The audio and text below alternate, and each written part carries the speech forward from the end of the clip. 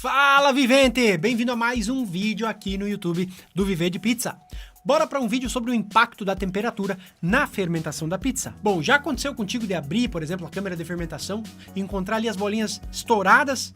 Ou pior, né? A massa que simplesmente não se mexeu, não cresceu nada, nem um pouco como deveria. Bom, hoje eu vou te mostrar como que a temperatura influencia, então, diretamente na fermentação e como evitar alguns erros muito comuns. Bora pro vídeo, mas antes, não esquece daquilo que eu sempre peço pra você. Deixa um like enfarinhado aqui no vídeo e se inscreve pra fermentar o canal Viver de Pizza. Agora sim, bora pro vídeo.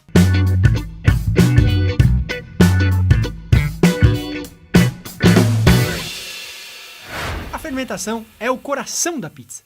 Se você controla bem a temperatura, consegue uma massa mais leve, airada, cheia de sabor.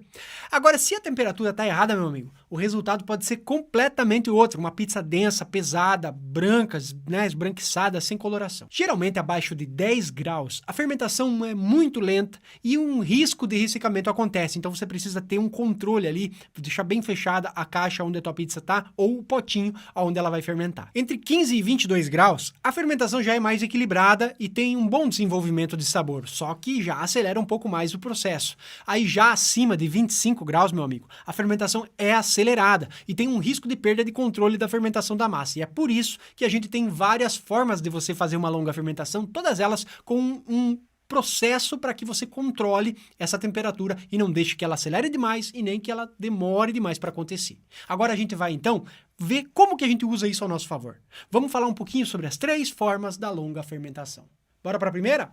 Vamos comigo. Primeira é a fermentação controlada a frio, que a gente usa a geladeira nesse caso. Então o tempo leva aí de 24 a 72 horas, a temperatura média de 2 a 5 graus. Qual é o benefício dessa forma de fermentação? Ela vai desenvolver o sabor e a textura nessa massa sem um risco de estourar. Só que aí você tem que ver algumas dicas para que você faça de uma forma eficaz esse processo de fermentação. Você tem que retirar a massa da geladeira com mais ou menos 1 hora de antecedência, para que essa massa chegue no final ali com 24, 48 horas máxima, com o volume triplicado. Então, minha bolinha precisa triplicar nesse tempo. Você que já é um pouco mais experiente, né, pizzaiolo? Você sabe que uma massa que triplicou é uma massa que você abre com uma boa relação entre extensibilidade e elasticidade. Então, caso você, não consiga, você precisa se certificar que a massa triplicou de tamanho, ou seja, deixar ela mais tempo fora, se você tirou essa massa que só dobrou de tamanho. Assim você tem uma boa coloração da tua pizza. Bora lá para a segunda forma de fermentação, é aquela ambiente, a temperatura ambiente. Então ela leva de 12 a 24 horas. Você precisa, claro, cada um desses tipos de fermentação que eu estou falando, equilibrar o tipo de farinha que você usa e a hidratação para essa farinha. Tá bom? Então, geralmente você leva a temperatura ambiente 12, 24 horas para tirar uma pizza triplicada, bonitinha, bem fermentada, e você usa uma temperatura entre 18 e 22 graus. Nós sabemos que essa é a principal, é a mais difícil, posso dizer assim, das fermentações, porque no Brasil, principalmente, a gente não tem 22 graus constantemente. Aí, você tem que ter um controle. Como que eu vou fazer esse controle? Leva para a geladeira e tira. Então, não tem como você dizer para mim assim, não, Éder, eu moro no Ceará, 45 graus e eu faço temperatura ambiente. Essa massa, provavelmente, com 2, 3 horas, ela já vai estar triplicando de tamanho. Então, não se torna um processo melhor para uma longa fermentação. Por quê? Porque o tempo, nesse caso, é fundamental para que ela desenvolva um pouco mais de acidez, para que ela desenvolva um pouco mais de aroma nessa pizza. Aí, nesse caso, você opta por um outro tipo de fermentação. Fechado? Se você é do Sul, se você é lá do Rio Grande do Sul, onde provavelmente você tem 18 graus tranquilamente, aí sim você pode optar por essa forma de fermentação, tá bom? Dica importante para esse tipo de fermentação, mantenha ela num ambiente estável, longe de oscilações de temperatura. Não deixa, por exemplo, num lugar ali na tua pizzeria onde bate o sol, que aí sim você vai ver, digamos, você deixa ela numa bancada onde ela tem a sombra e conforme passam as horas, o sol vem chegando e vem deixando a tua massa numa temperatura maior. Cuida muito bem isso porque já aconteceu comigo e ferrou com a minha fermentação. Bora lá para a terceira fermentação, então, o tipo de fermentação longa, que é aquela híbrida, frio e ambiente. E é, claro, aquela mais utilizada e, claro, a mais indicada por mim aos meus alunos do Viver de Pizza. É aquela que leva um tempo entre 24 e 48 48 horas, tendo então o início na geladeira e a finalização em temperatura ambiente. Qual o benefício?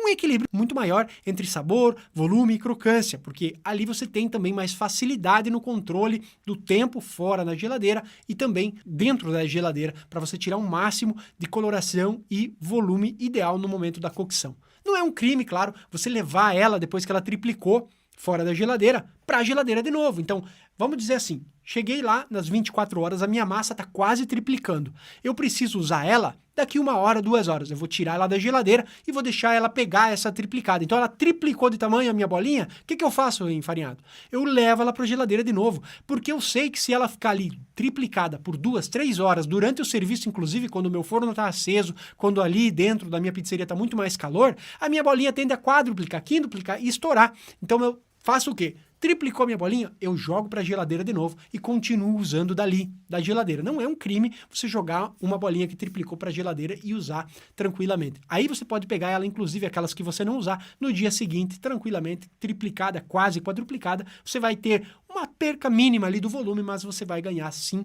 em sabor e, claro, vai diminuir o desperdício das bolinhas que você vem fazendo na tua pizzeria. Mas aí tem uma outra questão. Se a massa passar do ponto, eu esqueci, deixei ela ali, ela quadruplicou, quintuplicou, ela estourou, passou do tempo, né? O meu potinho abriu a tampa, saiu um pedaço da bolinha para fora. O que eu faço?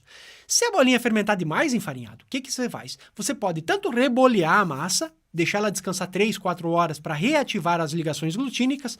Isso funciona apenas, presta atenção, com farinhas de alto desempenho. Então, geralmente, as farinhas brasileiras não dão muito. Se você pegar uma farinha de 10 gramas de proteína, provavelmente ela não vai conseguir ter esse ganho novamente de estrutura. Mas se você pegar uma de 12, 13 aí, pode ser brasileira ou uma italiana, geralmente a maioria das italianas já tem uma força um pouco maior, 12, 13 de proteínas, então você consegue até fazer isso tranquilamente. O que acontece? Você vai lá e você aperta ela de novo, ela vai perder um pouco de volume, ela vai entrar para dentro do potinho de novo e você tampa. Aí você vai ver que ela perde um pouquinho de salto de forno, um pouco da elasticidade dessa massa, mas ela ainda pode ser usada. Ao invés de você levar ela para uma massa de riporto, querer bater ela novamente depois, você pode continuar utilizando ela. Então, basicamente, faltam 3, 4 horas para usar ela. E ela saiu para fora do potinho, eu vou lá, jogo ela para dentro do meu potinho, fecho, mesmo que ela fique meio feia, e aí, dali 2 ou 3 horas, eu vou ver que ela renovou. Ela tá bonita de novo e eu posso utilizar ela para abrir. Fechado? Então, sempre controle o tempo e a temperatura para evitar os desperdícios e, nesse caso, uma pizza que estoura. Agora, para garantir que a tua massa vai fermentar de maneira ideal, se liga em algumas dicas que eu preparei para você. Acompanhe o crescimento dela. Fica de olho na bolinha da massa que ela deve triplicar antes de ser usada. Se ela não crescer o suficiente, você pode perder cor e também textura do produto.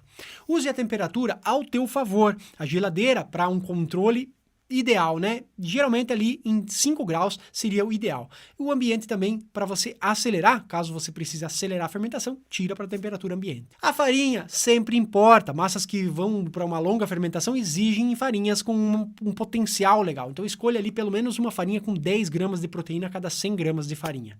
Tudo isso você encontra na tabela nutricional. E claro, vou deixar aqui na descrição a farinha da Molino Grassi, o contato para Molino Grassi, vocês terem informações sobre a farinha deles, um moinho super tradicional aqui de Parma, que tem qualidade excepcional e relação preço-qualidade imbatível aí para o Brasil inteiro. Eles entregam farinha no Brasil inteiro. Fechado? Então, o que você acha? Curtiu as dicas que eu dei para você? Deixa aqui nos comentários se você gostou, se você faz a tua massa de acordo com uma dessas tipologias de longa fermentação que eu apresentei. E agora você sabe, né, que você pode transformar a tua massa de acordo com a temperatura que você usa. Se você quiser aprender mais sobre longa fermentação, sabores de processos de pizza, você pode conferir muito mais no Viver de Pizza. O link tá aqui na descrição. Não esquece também de curtir esse vídeo e se inscrever no canal Bora Fermentar o Viver de Pizza. Eu agradeço demais você por ter ficado até aqui e bora viver de pizza!